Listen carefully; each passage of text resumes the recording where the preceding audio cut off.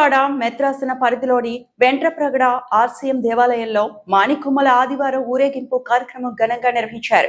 ఈ సందర్భంగా ప్రత్యేక ప్రార్థనలు, ఆధ్యాత్మిక కార్యక్రమాలు నిర్వహించగా వందలాది మంది విశ్వాసులు పాల్గొన్నారు.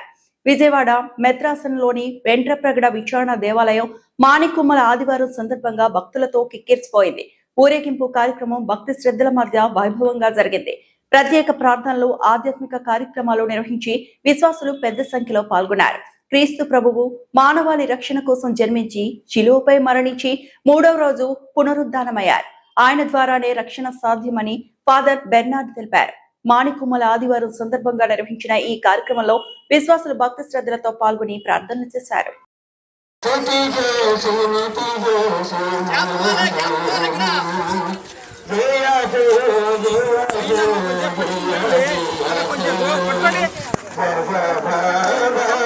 గ్యాప్